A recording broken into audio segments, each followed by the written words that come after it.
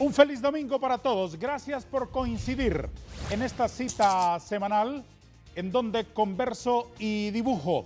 Hoy les propongo un interesante interloquio con un brillante profesional hondureño que sin duda nos aportará luz en medio de este sombrío panorama que vive Honduras.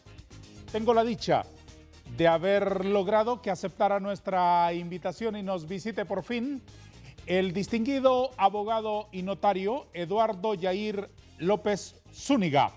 Abogado Yair López, bienvenido al programa Vanegas. Gracias, Vanegas. Muy complacido de estar en su programa y encantado.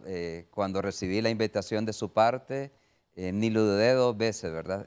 Contribuir a generar opinión pública, creo que a eso nos debemos las personas que tenemos una opinión independiente, y totalmente complacido de estar aquí con usted. Hace mucho tiempo le esperaba.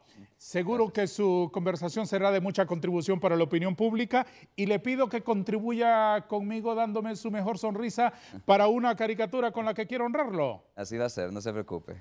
Así que va a tener suficiente sonrisa en todo este programa para que se dé gusto. Muy bien. ¿Quiere establecer algún límite, alguna condición previa para no verme yo enredado en los tribunales después con una caricatura tan atrevida? No, en absoluto. Hágala. De todas maneras, usted ya no va a cambiar como soy. Es decir, soy poco fotogénico, eso siempre lo he tenido siempre. Así que hágala a su estilo, ¿verdad? Su caricatura va a reflejar realmente lo que yo aparento físicamente. Y mis propias limitaciones como artista, por supuesto, pero voy a tratar de hacerlo mejor para honrarlo como usted se lo merece, abogado López. Gracias, gracias, muy amable. Es una dicha tenerlo aquí en medio de un panorama tan sombrío que vive nuestra nación desde varios ángulos. Pero quiero empezar planteándole una perogrullada. ¿Tenemos Estado de Derecho? Mire, para dar respuesta a su pregunta hay que hacer una pequeña introducción y ahí disculpe. Estado de Derecho tiene varios componentes. En primer lugar, la supremacía de la Constitución. A veces vemos la Constitución, los ciudadanos, como algo bien lejano, que simple y sencillamente organiza el Estado, establece ciertos derechos fundamentales y nada más. Y de ahí nos fijamos más en las leyes secundarias que en la propia Constitución de la República. Así es. Le pongo un ejemplo bien sencillo. Ahorita que se está dando este proceso de extradición del exmandatario Juan Orlando Hernández, se habla más, por ejemplo, de un auto acordado que de la misma Constitución de la República. Sí. Para que mire un ejemplo. O de la ausencia de una ley de extradición. Exacto. Y bueno, ya si usted lo dispone, pues podemos platicar sobre ese tema más adelante. El punto es que la Constitución es norma aplicable en todos los ámbitos del poder estatal. Las instituciones, cualquier institución del Estado, los tribunales de la República deben tener siempre de frente la Constitución de la República. Ahí están todos los principios bajo los cuales se rigen las demás leyes del país. En consecuencia, la Constitución de la República es una norma directamente aplicable en toda la actividad estatal. Punto número uno. Punto número dos del Estado de Derecho es que existe el principio de legalidad. Es decir, los funcionarios públicos no tienen más facultades que los que la ley expresamente les establece. Entonces, aquí en Honduras usted ya lo sabe muy bien, no necesito decírselo yo, aquí hay una crisis de legalidad enorme. Y ese es un componente fundamental también del Estado de Derecho. Si se respetara la ley, habría seguridad jurídica. Si se respetara la ley, todos seríamos iguales ante la ley. Porque si se aplica correctamente la ley, no importa de quién se trate, la ley se va a aplicar siempre por igual. Todos seríamos iguales ante la ley y no como hoy, que hay unos más iguales que otros. Así es, lamentablemente. Tercer componente del Estado de Derecho es la separación de poderes. Es decir, en una república es necesario que exista este principio porque se evita la arbitrariedad de un poder sobre el otro. Desde luego. Y obviamente debe existir un control. Y la Constitución establece precisamente ese control constitucional entre poderes del Estado. Y de esa manera se evita la arbitrariedad. Y como punto final, el respeto a los derechos humanos. Y usted sabe que en la historia de nuestro país, simples ejemplos, por ejemplo, los casos que ocurren en la Corte Interamericana de Derechos Humanos, donde Honduras ha sido condenado varias veces por graves violaciones a los derechos humanos de diferentes ciudadanos, ahí tiene un claro ejemplo que los derechos fundamentales en Honduras es una tarea que todavía está pendiente. Entonces, todos estos componentes que valga la redundancia, componen el Estado de Derecho, dan el reflejo claro que en Honduras todavía nos falta mucho para llegar a hacerlo. ¿Quién lo dinamitó? Bueno, la historia, ciertamente, la influencia política, lamentablemente. Aquí las personas tomadoras de decisiones en el país muchas veces desatienden precisamente estos principios porque siempre hay intereses particulares en las esferas de poder y es por esa razón que esos principios no se cumplen. Y por eso cada vez estamos más degradados en el cumplimiento de ser un Estado de Derecho. ¿Aprecia usted que ahora hay voluntad de reconstruirlo?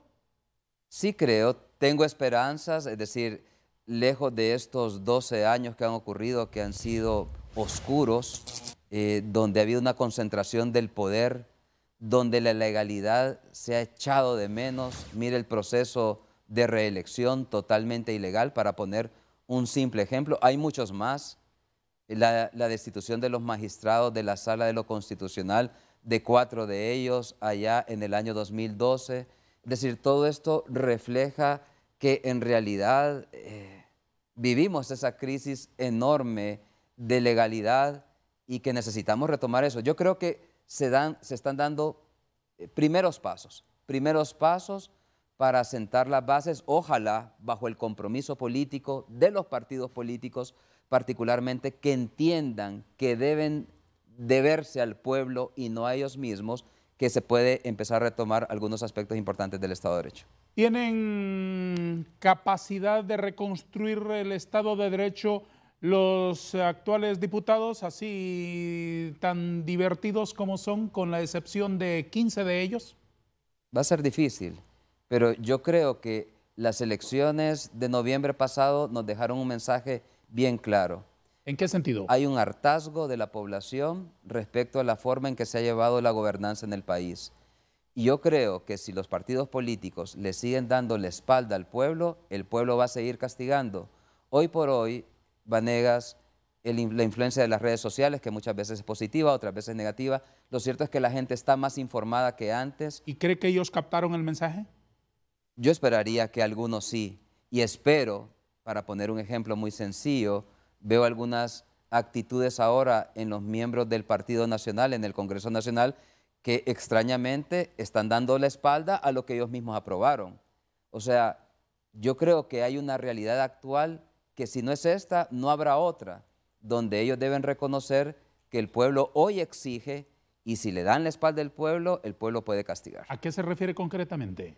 No, concretamente a que si el actuar de un diputado, hoy se promocionan individualmente, Vanegas. Sí. Ahí aparecen las fotografías de ellos y se promocionan así de manera individual. Sí. Si un diputado, bajo las circunstancias actuales, sigue en las mismas de antes, por ejemplo, decidiendo a oscuras las cosas, decidiendo cosas que van en contra de los derechos ciudadanos, seguramente le va a pasar factura al final de cuentas. Y yo creo que esta elección pasada nos está dejando esa gran enseñanza, que es posible que la población detecte esas cosas y pueda hacer valer su voto al final de cuentas. ¿Se necesita en Honduras ley de extradición?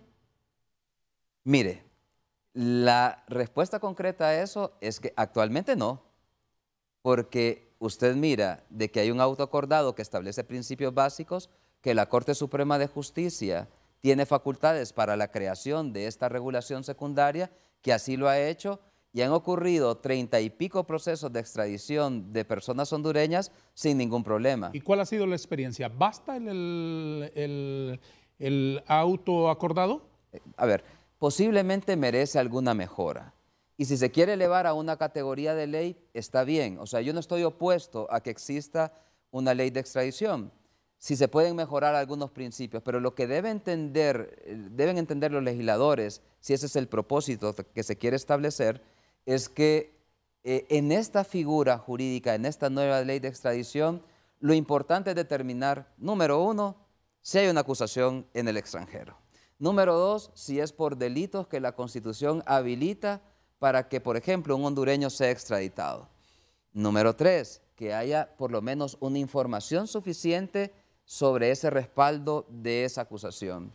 Número cuatro, que no se trate de un delito político, porque razones políticas en materia de extradición están totalmente prohibidas en todos los ámbitos. Número 5, que si se trata, por ejemplo, de una persona que está sometida a la justicia penal, evidentemente no se puede conceder la extradición y queda suspendida. Es decir, son requisitos básicos, con lo cual una ley de extradición no debe tener mayores complejidades porque lo único que se quiere determinar es que el Estado requirente, en este caso, presente una acusación que sea por criminalidad que realmente lo amerita para que Honduras haga la entrega respectiva. Y en los casos que usted ha visto, abogado López, ¿coinciden todos esos elementos?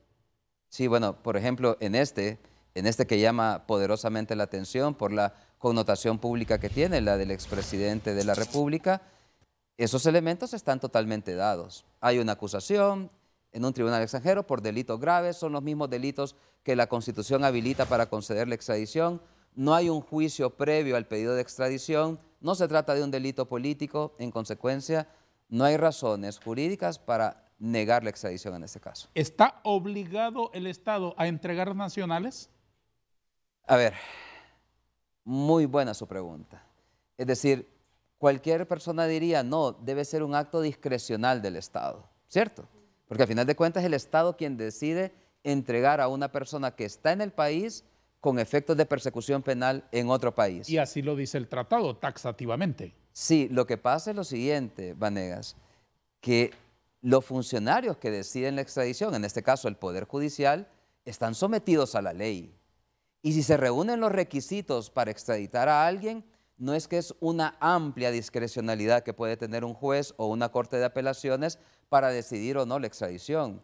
Si se cumplen los requisitos, ese funcionario, ese juez sometido a la Constitución, al tratado y a la ley, debe ordenar la extradición.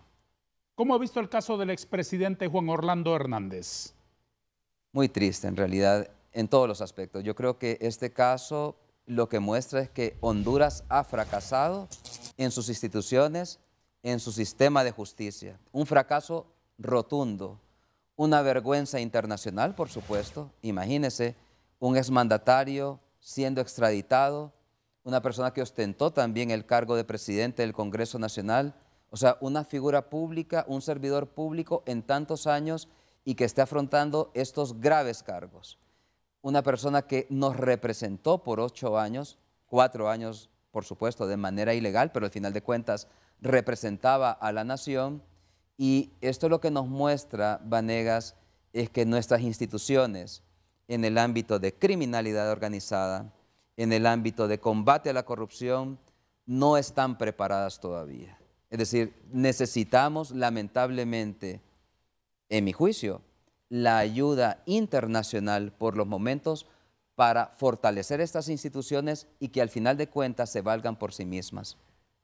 Abogado, cada extraditado es una muestra del fracaso del sistema. En el caso de los hondureños y por delitos cometidos aquí en nuestro país, por supuesto, porque usted, ¿cómo se puede preguntar que el Ministerio Público no haya hecho absolutamente nada frente a tantas evidencias que ocurren en esos tribunales en Estados Unidos? Esto lo que muestra es que nuestras instituciones o son incapaces o están coludidas incluso con la actividad delictiva. No me haga preguntas, deme respuestas. ¿Qué responde usted a esas dos preguntas que acaba de formular? No, simple y sencillamente que el sistema, en este caso, no ha funcionado. Pero usted se ha hecho dos preguntas, no nos deje con preguntas. Usted Bueno, está aquí para dejarnos respuestas. O son incapaces o están coludidos. ¿Cuáles son sus respuestas? para mí pueden darse elementos de colusión enormes y se lo voy a señalar de manera concreta. Hablando del Ministerio Público, por ejemplo, si no solo recuerde, usted que estuvo en el Congreso Nacional y seguramente estuvo viviendo esos procesos de selección de las más altas autoridades de la Fiscalía General de la República, cómo se produjeron esos procesos de selección. El primer proceso, si usted se recuerda, participaron diferentes ciudadanos. De hecho, yo participé en ese primer proceso del 2013. Y una vez que se hicieron las evaluaciones de meritocracia, el examen de inteligencia, de conocimientos, todos los exámenes, se pasó a una siguiente fase y solo pasaron 13 candidatos. Y de ahí resultó que desde el propio Congreso Nacional se dio la orden que ingresaran otros tantos. Y la finalidad era clara, elegir a una persona que finalmente es el actual fiscal general de la República. Un proceso viciado de la primera ocasión. Y una segunda ocasión donde el fiscal general no formó parte del proceso, él no se postuló y terminó finalmente siendo nombrado en el cargo. Es decir, eso genera sin lugar a dudas un compromiso político. Y eso es lo que tenemos hoy. Un Ministerio Público lamentablemente políticamente comprometido con estas autoridades anteriores y por esa razón fueron incapaces de generar una sola acusación, una sola investigación seria que se trasladara precisamente en una persecución penal en contra de las personas que gobernaron este país. Discúlpeme que le interrumpa solo 2 minutos para un par de anuncios. Luego Perfecto. retomamos la plática. Adelante, adelante, por supuesto. Adelante entonces con las promociones y los anuncios que no hay que perderse.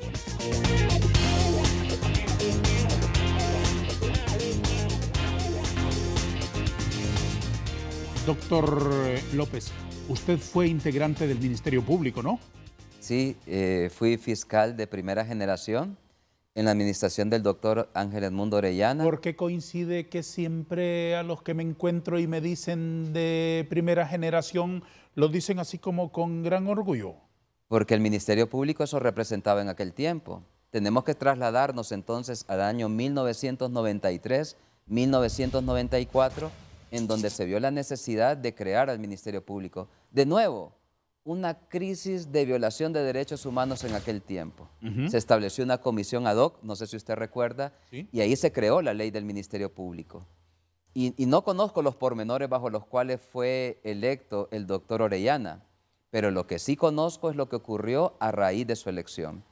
El doctor Orellana lo que generó en los fiscales fue precisamente una inspiración por cumplir un deber ciudadano, es decir, de cumplir la labor del fiscal como era. No existía la figura del fiscal.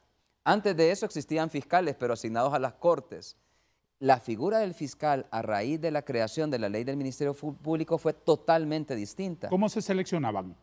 Bueno, el doctor Orellana lo que decidió en aquel entonces fue contratar una empresa especialista en selección de personal, no metió mano la política, él no se metió en ese proceso, lo respetó totalmente y nos convocaron. Recuerdo que la empresa creo que se llama, si se permite obviamente el nombre, CADER, y en aquel tiempo habían aquellas grandes filas de profesionales del derecho yendo precisamente a las evaluaciones, grandes filas de profesionales del derecho. Yo creo que despertó tanta expectativa el Ministerio Público en aquel tiempo que la gente creyó en ese proceso y fue efectivamente creíble. Cuando el doctor, cuando finalmente esta empresa selecciona producto de exámenes de conocimiento, exámenes psicométricos, etcétera, cuáles deberían ser las personas seleccionadas, se nos invitó a una entrevista con él y con su staff de dirección del Ministerio Público. Jamás, y fue enfático, y nos dijo, mire, yo ni le voy a preguntar a qué partido político pertenece. Lo que yo necesito de usted es saber si usted quiere combatir la corrupción, defender los derechos humanos, defender a través de las acciones del Ministerio Público el respeto a los derechos ambientales, etcétera. Y ese fue nuestro compromiso. ¿No fue así nunca más? Lamentablemente no. Y por eso la administración del doctor Orellana generó ese respeto de la figura del fiscal. Los fiscales eran respetados, Vanegas, ¿cómo es hoy? En cada localidad del país. ¿Cómo es hoy? Bueno, una institución totalmente degradada. Si usted lo puede ver, por ejemplo, en las elecciones de las autoridades del Ministerio Público, que recién se lo he comentado, pero también fiscales que fueron expulsados de su función en el Congreso Nacional, interpelados, que tuvieron que interponer su renuncia. Realmente eso lo que nos muestra es que el sector político del país, el Congreso Nacional concretamente, se ha equivocado rotundamente con la protección del Ministerio Público. ¿Al Ministerio Público le metieron la mano los políticos? Totalmente. Recuerde usted cuando nació el Ministerio Público tenía los servicios de la Policía de Investigación, se llamaba Dirección de Investigación Criminal, DIC, le decíamos. Sí, la DIC. Y como generó el Ministerio Público ese revuelo importante que estremeció las bases de la clase política, lo primero que hizo la clase política fue quitarle ese elemento investigativo al Ministerio Público y le quitó la Dirección de Investigación Criminal. Y el Ministerio Público estuvo solo durante mucho tiempo, debilitado con eso, hasta ahora que la ATIC regresó al Ministerio Público, pero evidentemente el Ministerio Público está degradado en su credibilidad producto de la mala selección de sus autoridades. ¿Qué valoraciones hace usted? Vamos a retomar un poquito el tema de las extradiciones para luego derivar en otras reflexiones de carácter general. ¿Qué valoraciones hace usted del papel de la Corte Suprema de Justicia en este asunto de extraditar nacionales? Bueno, por mandato de ley corresponde a un tribunal otorgar las extradiciones. Yo estimo de que por lo menos en el tema de extradición, la Corte ha cumplido con el mandamiento establecido en los tratados y en los autos acordados. No tengo la suficiente información de los casos donde la Corte ha denegado en un par de ocasiones el pedido de extradición, pero de manera general ha cumplido con esos requisitos mínimos. El problema de la Corte no es, realmente el problema de la Corte no es el tema de extradición. El problema de la Corte es la aplicación de la justicia de manera general. Y usted lo sabe muy bien, lamentablemente en nuestro país no existe la independencia judicial, no existe. Y usted sabe muy bien el trato diferenciado que especialmente en materia de corrupción se ha dado en estos asuntos. O sea, la justicia es totalmente dispareja. Cuando capturan a una persona con el propósito de meterla en un juicio de extradición o en un proceso de extradición, normalmente acompañan la solicitud con una carta en donde vienen todos los detalles del señor, que hizo esto, que hizo esto, que hizo esto, que hizo esto. ¿No se daban cuenta las instituciones de Honduras de todas las andanzas, de todos los señores a los que piden? Claro que se dan cuenta. Por eso mi criterio es que hay una colusión sobre esto. Y por eso creo que el tema de extradición respecto de estos grupos que se han identificado precisamente como organizaciones criminales van a seguir. Es decir, yo creo que el tema de extradición no se va a agotar con el señor Juan Orlando Hernández, van a venir más pedidos de extradición, porque yo creo que las autoridades estadounidenses lo tienen muy claro. Necesitan romper ese grupo delictivo, tal como ocurrió con los Valle, con los Cachiros, lo mismo va a ocurrir con este grupo que se ha identificado, porque es de la única manera que se puede evitar precisamente el trasiego de drogas a través de nuestro país, entre otras muchas actividades, pero esa es una de ellas. Es decir, debe romperse con la criminalidad organizada para que deje de funcionar esa estructura. ¿Dónde estaba el Ministerio Público? Esa es la gran pregunta que nos hacemos todos. ¿Y la policía? Esa es la gran pregunta que nos hacemos todos. ¿Y las Fuerzas Armadas? La gran pregunta que nos hacemos todos. ¿Y la sociedad en general? Bueno, la sociedad en general siempre ha sido demandante de estas cosas. No todos, doctor. Bueno, por supuesto que sí. Algunos sí, otros no. Estoy de acuerdo con usted. Pero quienes están obligados por mandato de ley a cumplir su labor son las instituciones de la gobernabilidad.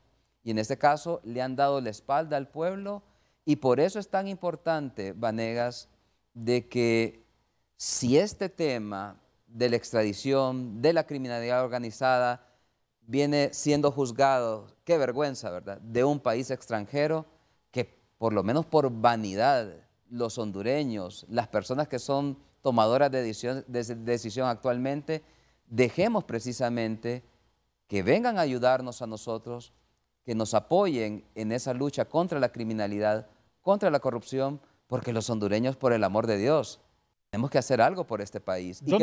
Y por vanidad ciudadana, tenemos que hacer algo, es decir, no podemos seguir bajo este esquema. ¿Dónde está el problema medular de esas instituciones que hemos aludido? No, la influencia política, la influencia política, la influencia política, lamentablemente. Para mí ese es el punto. El Ministerio Público es una institución que por naturaleza propia, en su ley, debe ser independiente. El Poder Judicial, por naturaleza propia, debe ser independiente. Si no, mire, Vanegas, la manera en que se han seleccionado todos estos cargos que lo que buscan precisamente es fortalecer el Estado de Derecho. ¿Cómo se eligen a los miembros del Tribunal Superior de Cuentas? ¿Cuál es el criterio que ha prevalecido en el nombramiento de los magistrados de la Corte Suprema de Justicia? Eminentemente político. Yo no digo que la política no debe intervenir en eso, porque al final de cuentas las elecciones son totalmente políticas y eso ocurre en cualquier país del mundo. Pero el tema de la meritocracia se ha abandonado totalmente. Sí, y por eso... Estoy de acuerdo que ocurre en todos los lugares del mundo, pero no es lo mismo, ni se escribe igual, ni es lo mismo, el proceso de selección que en este momento en el Poder Legislativo de los Estados Unidos está llevando adelante para la nueva integrante de la Corte Suprema de Justicia no es lo mismo. Una señora sometida a unas investigaciones brutales. Exactamente. No es lo mismo que los procesos aquí, en donde llaman los abogados incluso a hacer pipí en público para ver si son drogadictos o tienen psicotrópicos en la sangre. Mientras tanto, ya se sabe quién va a ser. Así es. Igual que ahora ya se habla en los pasillos del chismerío político quién va a ser la próxima fiscal general de la República, quién va a ser la próxima presidenta de la Corte Suprema, el próximo abogado de tal cosa, el próximo titular de tal cosa. Entonces, ¿de qué sirven los procesos de selección? No sirven de nada. No sirven de nada. ¿Cómo se arregla esto, doctor? ¿Cómo se repara? ¿Cómo se reconstruye? Primero, ¿cómo se limpia esa podredumbre y cómo se levantan instituciones creíbles? Imagínense que yo no soy político, pero para mí es con voluntad política. O sea, si en la clase política no sale precisamente ese cambio, vamos a seguir en más de lo mismo. Si usted se fija, recientemente hubo la elección de las máximas autoridades del Colegio de Abogados de Honduras. Sí. La sensación que nos deja ese proceso de selección es que había tanta pugna por llegar a ese poder del Colegio de Abogados porque se avecinan precisamente estos procesos de selección, donde el Colegio de Abogados forma parte integrante, por ejemplo, de la Junta Nominadora. Para influir en la elección de la Corte Suprema de Justicia. Esos son los nichos que la clase política ha utilizado para poner a sus candidatos. Eso no puede seguir ocurriendo. ¿Por dónde se comienza entonces? Por la voluntad política, no puede haber otra. Y yo creo que en esta ocasión, como le comenté anteriormente, si la población tiene mayores niveles de exigencia, mire el CNA, por ejemplo, cómo desnuda precisamente a la institucionalidad presentando estos casos, si hay mayor empuje de algunas instituciones de sociedad civil y de algunas organizaciones, por ejemplo, la Iglesia Católica, que ahora es más beligerante sobre esos temas, para poner un simple ejemplo, ¿sí? Yo creería de que este es el momento donde tenemos que hacer ese cambio y esperaría que tal vez esos 15 que usted dice del Congreso Nacional, que posiblemente hacen un poco de isla, que generen e impulsen esos procesos. Yo creo en mucha gente del Congreso Nacional actualmente. Sí, de acuerdo. Sí, yo creo en muchos de ellos. De acuerdo. Y estoy seguro que van a poner su mayor esfuerzo para que estos procesos, que lamentablemente ya no se pueden corregir desde el punto de vista legal, porque muchos de ellos requieren reformas constitucionales, pero que establezcan los principios de selección en base a meritocracia para que sean más confiables. Cosas concretas. ¿Cómo debe elegirse la próxima Corte Suprema de Justicia? De manera independiente y con integridad. ¿Al modelo que hemos tenido antes, qué cambios hay que hacerle? Bueno, eso es lo que le estaba diciendo. El modelo legal no se puede cambiar porque implica una reforma constitucional, pero sí por lo menos establecer las tabulaciones de selección de los candidatos. Y eso es posible hacerlo, porque ahí hay una ley secundaria y es posible reformarla. En consecuencia, si se establecen los principios de meritocracia, así como usted puso el ejemplo de esta juez allá en Estados Unidos, podemos copiar algunas de esas cosas para que se establezcan precisamente las condiciones de mérito para seleccionar a una de estas personas. Por ejemplo, su hoja de vida es importante. Por ejemplo, su desempeño como persona profesional, eso también hay que revisarlo. Para poner un par de ejemplos. En los Estados Unidos está en tremendos enredos el magistrado Clarence Thomas de la Corte Suprema de Justicia, porque su esposa ha publicado mensajes en favor de la anulación de las elecciones del presidente Biden, respaldando la postura política e ideológica del expresidente Trump. Es decir, una esposa de un magistrado de la Corte Suprema de Justicia en activismo político partidario. Eso tiene en tremendo enredo al propio magistrado de la Corte Suprema de Justicia, por solo mencionar un caso. No, y me encanta su caso porque, mire, muchas veces esto puede ocurrir.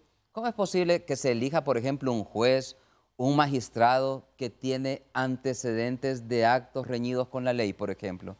Vaya, para poner un ejemplo, una persona que tenga antecedentes de violencia doméstica.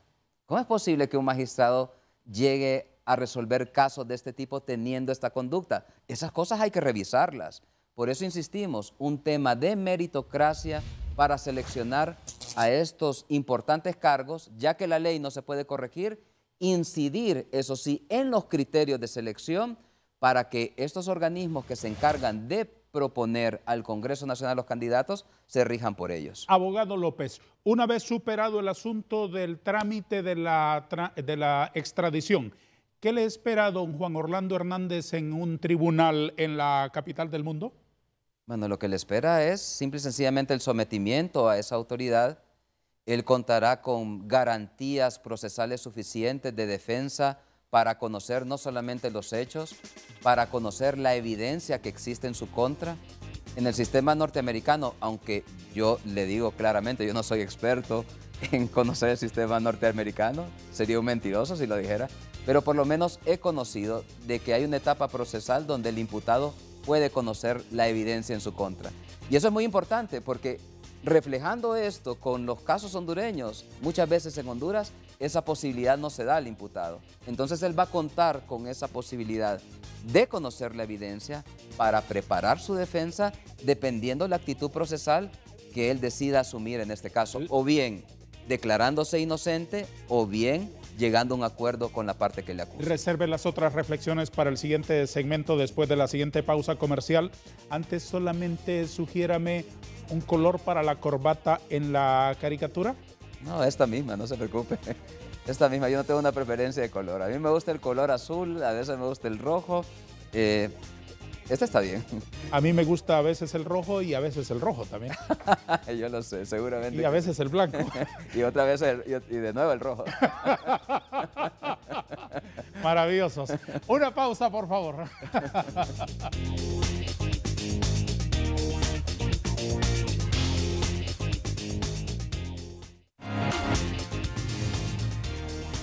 En este espacio dominical, dibujo y converso. Converso y dibujo con la amable compañía de ustedes que nos hace tan feliz cada domingo después de Noche de Gala por Canal 5 y a las 5 de la tarde por Telesistema Informativo. Si hay alguna entrevista que usted escuchó, que se dijo, que alguien se la comentó, que usted se perdió por alguna causa de fuerza mayor, recurra a la multiplataforma sensacional que tiene esta emisora de televisión en el Internet, en la red mundial de computadoras, bajo el dominio www.televicentro.com. Ahí puede ser partícipe de entrevistas de fechas pretéritas y disfrutará, ciertamente, os lo garantizo, de la inteligencia de nuestros invitados, que tienen la gentileza de dedicar una hora de su domingo para venir aquí, como hoy el abogado Eduardo Yair López, quien sin quererlo o a veces queriéndolo está también posando para una caricatura que estoy elaborando aquí en el transcurso de la plática. Llevo bastante avanzado el dibujo. Si optamos por el gris para la caricatura, creo que tendría menos alegría que si optamos por el rojito. ¿Le parece? ¿Acepta mi propuesta? ¿Acepta este recurso de apelación? Con todo gusto. Concedido. Con lugar el recurso. Con lugar el recurso. Pues yo feliz. Yo que tengo pelo ahí, por favor. Aquí, sí, soy generoso. O sea, sí. Soy generoso. No significa que tengo un poco de pelo todavía. Porque ya soy generoso. Gracias. Pónganle un poquito de más para que mis compañeros del colegio se sientan un poquito más. Ya, pero me haría usted incurrir en la mentira.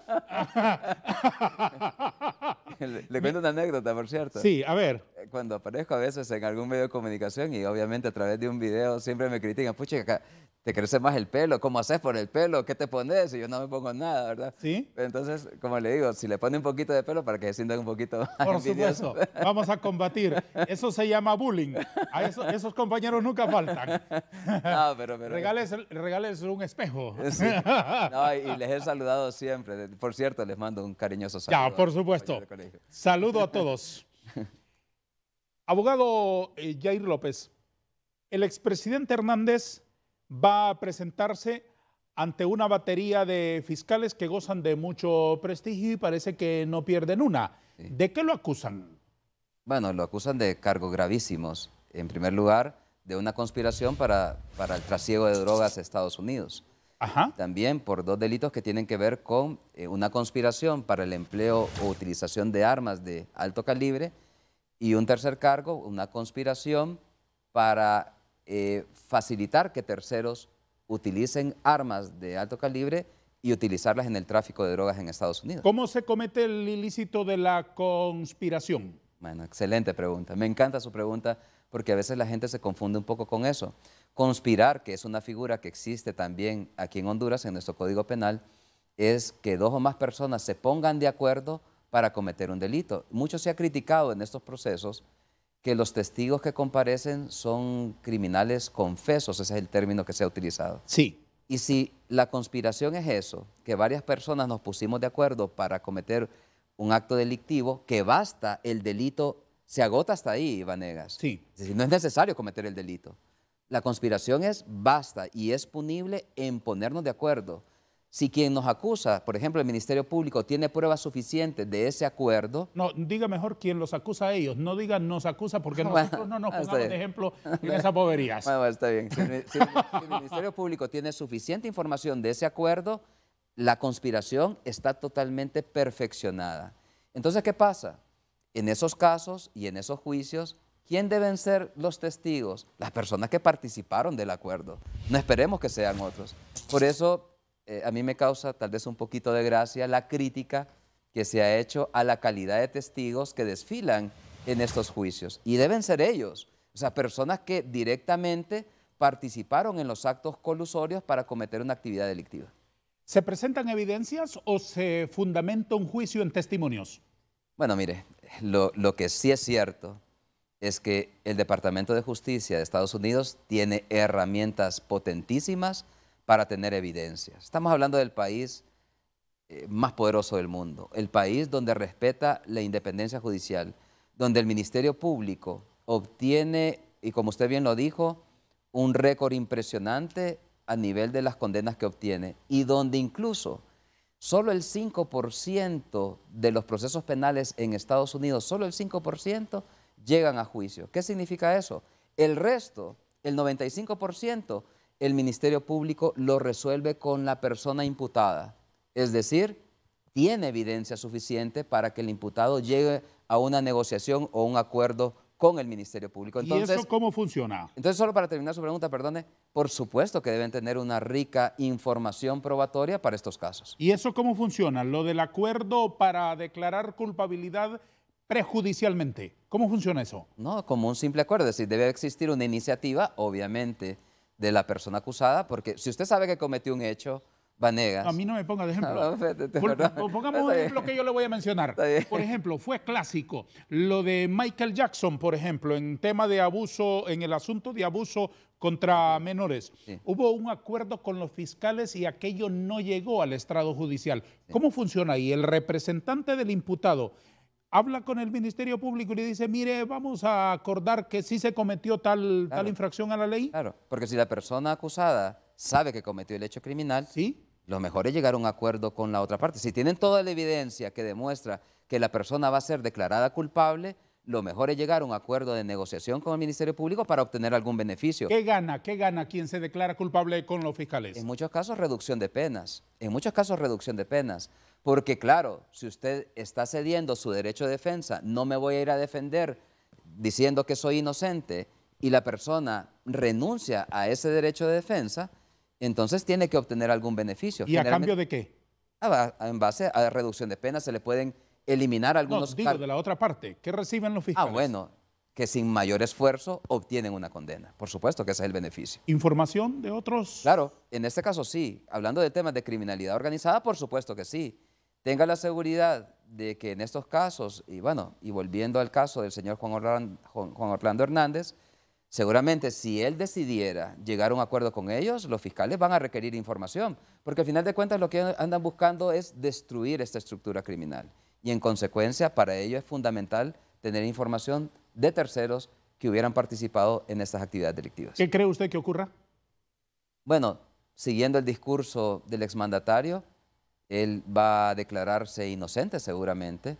Seguramente debe ya tener contratado un staff importante de abogados para que vayan en esa línea y al final de cuentas veremos qué pasa. Es decir, si él siempre dijo que estas eran acusaciones falaces, va a tener la oportunidad brillante para hacerlo saber en juicio, tener la posibilidad de demostrarlo y veremos qué ocurre con el fallo judicial. Siempre dijo también que esto es una venganza de los carteles. Venganza. ¿Qué valoraciones hace usted? Bueno, mire, eso para mí es un poco cuestionable, porque si eso se ha supeditado en el hecho de que presuntamente él con sus esfuerzos logró la extradición de las personas que hoy declaran con él, bueno, ya a través de los medios de comunicación nos hemos dado cuenta que todas estas personas, muchos de ellos se entregaron, otros fueron extraditados por terceros países y lo menos que ocurrió fue un esfuerzo directamente del gobierno anterior en generar la extradición de ellos.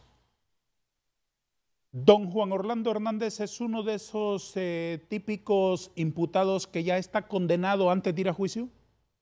Bueno, yo esperaría que ciertamente que no, es decir, lo hablo desde un punto de vista totalmente objetivo.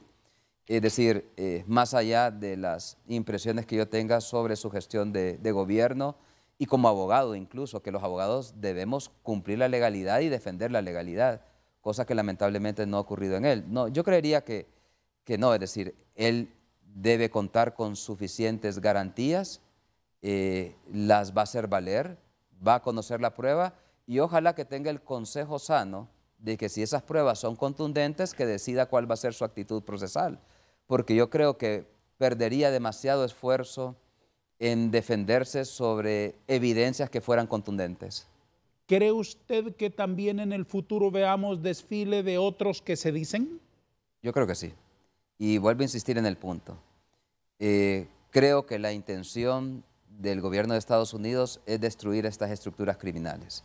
Y entonces, si llegaron al señor Juan Orlando Hernández, a quien lo sitúan como la máxima dirección de esta estructura, según estas acusaciones que hay en su contra, seguramente van a llegar a los demás, y especialmente aquellos servidores públicos que tenían una función de protección de la ciudadanía, de seguridad nacional, que irrespetaron esos valores, y seguramente irán tras de ellos. ¿Cree usted que soliciten la extradición de otros expresidentes?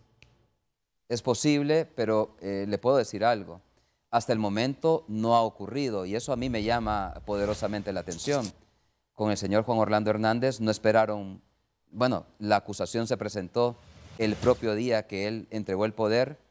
La solicitud de extradición ocurrió prácticamente 15 días después de abandonar el poder, o sea, todo fue totalmente sumario, rápido, pero con nosotros no ha ocurrido lo mismo. Es decir, algo debe ocurrir para que hasta el día de hoy no se haya generado un esfuerzo de persecución respecto de otros. ¿Quién debe pedir de parte del gobierno de Honduras que Estados Unidos nos envíe a don Axel López, el señor este de los hospitales? Bueno, en este caso debe haber una orden judicial, hay una orden judicial, tengo entendido que la hay una orden de captura y evidentemente bajo el modelo de la diplomacia a través de la secretaría respectiva debe hacerse esa petición, de la misma forma que ocurre a la inversa. Es decir, el pedido de extradición aquí en Honduras pasa por Cancillería para que se turne precisamente al Poder Judicial. En este caso debería ocurrir por razones de reciprocidad de la misma forma. Habría que indagar las razones porque hasta el momento no se ha logrado ese esfuerzo. ¿Cuánto cree que se demore el juicio del expresidente Hernández ya una vez que comience con su presentación ante el juez en Nueva York?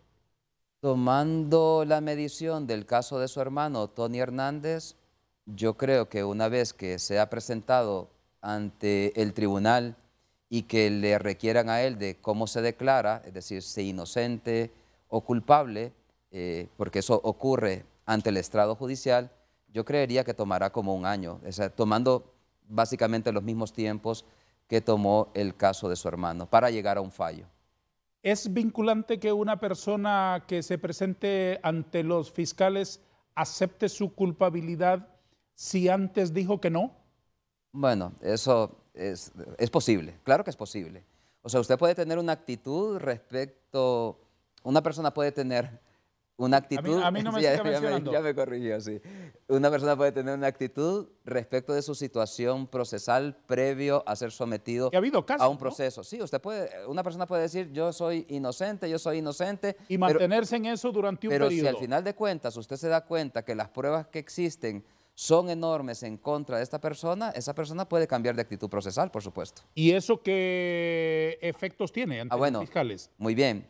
Los fiscales no están condicionados a conceder precisamente esa negociación. Quien renuncia a su derecho de defensa es el imputado. El fiscal no renuncia a su derecho de defensa, con lo cual, eso sí, es una conducta totalmente discrecional del fiscal.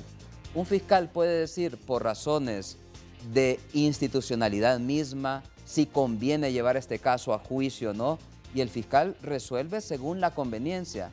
Generalmente, eso se traduce en una conveniencia del ente acusador, en este caso del Ministerio Público, de la Fiscalía, para aceptar esos acuerdos, pero el Ministerio Público, la Fiscalía en otros países no están condicionados a aceptar este sometimiento. ¿Percibe usted que en el juicio del expresidente Hernández Alvarado, independientemente de que sea declarado inocente, culpable, independientemente de las resultas del juicio, cree usted que les aporte información valiosa, importante a los fiscales de Nueva York respecto a lo que investigan de narcotráfico en Honduras? Depende si la Fiscalía allá en este país tiene el interés, como le he señalado, de destruir la estructura criminal e identificar otros actores, por supuesto que sí van a tener interés en recibir información. Al final de cuentas, y eso sí es importante dejarlo claro, allá el Ministerio Público no se conforma con lo que alguien le dice, lo corrobora. Es decir, debe ser corroborado, es decir, la información que una persona da a la institución que se encarga de perseguir el delito debe ser valorada y verificada. De lo contrario, un acuerdo no valdría. De tal forma que es posible en la magnitud de qué tan importante para la persecución de otros casos les resulte a los fiscales. El último alto en el camino.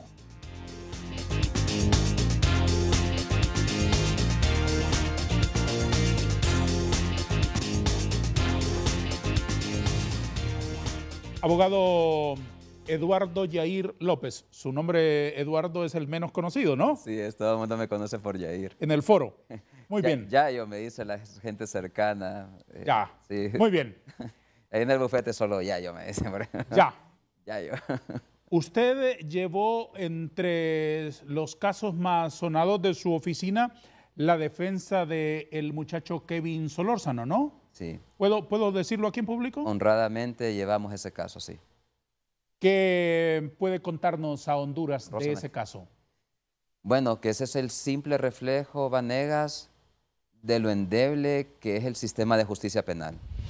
A Kevin lo detuvieron sin ninguna evidencia en su contra. ¿Ninguna? Ninguna. Mire, aquí ocurrió algo bien ¿Ni un particular. indicio? Ninguno. Gracias a Dios, Kevin tuvo cámaras que lo captaron desde que salió de su casa hasta que ingresó al centro universitario. Si a Kevin, vaya, lo identificaron con que posiblemente hubiera tenido participación y le hubieran consultado qué hiciste ese día, ese muchacho le hubiera dado toda la información y la autoridad hubiera tenido la ocasión de corroborarla. Y se hubiera evitado el grave daño que le hicieron. Este muchacho estuvo 6 años y medio preso. Todavía, ahorita en junio, vamos a celebrar su juicio de nuevo. Y eso lo que refleja, Vanegas, es la situación calamitosa en que se encuentran los poderes de investigación en este país. ¿Y el Ministerio Público sabe que es inocente? Claro que lo saben. Por supuesto que lo saben. ¿Persisten? Sí, lo que pasa es que lamentablemente este fue el primer caso de la policía militar, que ni siquiera la policía militar lo estaba investigando.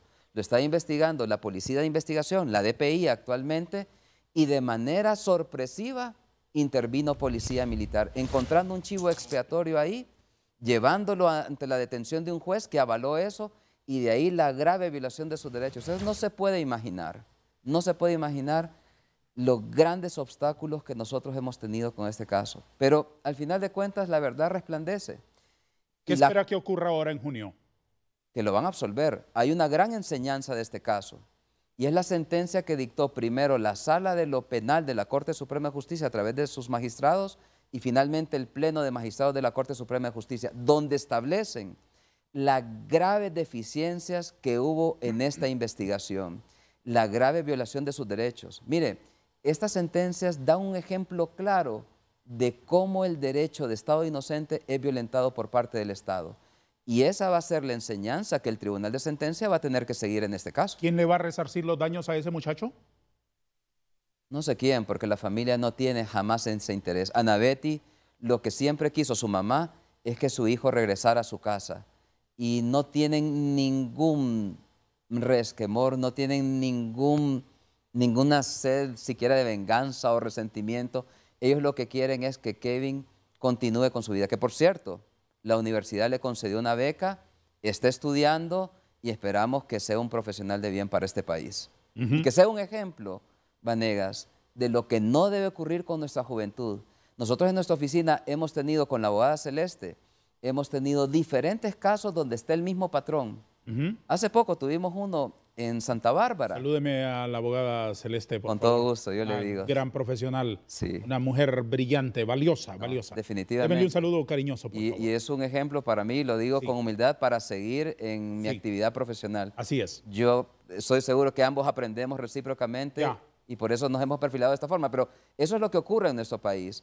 Y ocurre en todos lados. Le decía que allá en Santa Bárbara tuvimos un caso donde un señor lo detuvieron de nada, con un testigo protegido que nunca llegó al tribunal. Y eso es lo que ocurre. La policía no investiga en nuestro país muchos casos y el daño que ocasiona, no solamente al imputado, sino a la familia de la víctima que nunca tiene la respuesta necesaria sobre la justicia que espera y obviamente la factura enorme que le pasa al sistema de administración de justicia en cuanto a su credibilidad. Por supuesto, aparte de esos temas sumamente serios, yo voy a agregarle otra reflexión tal vez menos seria, aunque tiene también graves implicaciones, y es andar capturando personas con esos retratos hablados. ¿Qué clase de dibujantes tiene la policía? Dios mío. Ni dibujar pueden esos señores. No, lo que pasó ahí es algo diferente. Es decir, en el caso de Kevin, el retratista sí se acercó a las personas que realmente cometieron el hecho. Digo, el que lo captura, no se parece nada. Exacto. O sea, el señor presentan el retrato hablado y dicen, ¿quién es? Este muchacho que está aquí no se parece nada. ¿Le contamos algo? No es él. Le contamos algo. En el perfil de nuestro WhatsApp de la abogada Celeste y su servidor está su caricatura el día de hoy. Y hasta el día que logremos la liberación de Kevin. Ahí está. Qué bueno. Usted lo puede ver. El arte gritando por la justicia. Tengo una caricatura para usted. Espero que esto sea algo mejor que un retrato hablado. Seguramente que sí, seguramente que sí. Comparto con nuestros espectadores el dibujo que con cariño hacemos de nuestro interlocutor, el abogado Eduardo Yair López Zúñiga, que ha estado con nosotros hoy ilustrándonos con sus opiniones. ¿Qué opinión tiene, abogado? ¿Qué le parece, su señoría? Ay, muy bueno. Y mire, la gente me dice que soy bien serio, así que refleja en realidad en mi semblante, así que muchas gracias. Muy bonita está, y bien elegante, por cierto, muy elegante. ¿Quedó absuelto? Totalmente, totalmente. La apelación ha sido concedida. Muchísimas gracias. Déjeme una palabra como respuesta a estas últimas inquietudes. Sí. ¿Este es un país sin ley? Tiene leyes. ¿A quién hay que encarcelar? A los que infringen la ley, así de sencillo. ¿A qué huelen los pasillos de los tribunales? A falta de independencia judicial. ¿Quién resarce un daño a la imagen? En este país es bien difícil ese resarcimiento. ¿Qué espera usted del nuevo Congreso? Tengo esperanzas. ¿Y del Ejecutivo? También tengo esperanzas. ¿Cuál es la tarea más urgente en esta nación? Restablecer el Estado de Derecho y la credibilidad en las instituciones. ¿Qué opina Dios de los abogados? Bueno, nosotros debemos ser precisamente sus ángeles para hacer justicia. ¿Cuál es la mejor compensación en su carrera? Simple y sencillamente lograr la justicia, así de sencillo. ¿Qué es la ética? La ética es comportarnos realmente según nuestra conciencia. ¿Quién es la persona a la que usted más ama? Bueno, amo a mis hijos sobre todas las cosas, a mi esposa, a las personas que me rodean, a mis padres, amo a las personas con que llevo esta vida profesional, a mis compañeros de oficina, los amo entrañablemente, y a mis amigos cercanos. Le agradezco por haber estado con nosotros, abogado. Ha sido fantástica la conversación. Espero que nos visite cuando usted quiera. Esta es su casa. No, igualmente, gracias por la invitación. Muy bonita caricatura. Muchísimas gracias. Muy bonita. Éxito siempre. Gracias, que igualmente. Dios lo guarde y lo prospere en todas las cosas. Gracias, igualmente, muy amable. A todos, gracias. Adiós.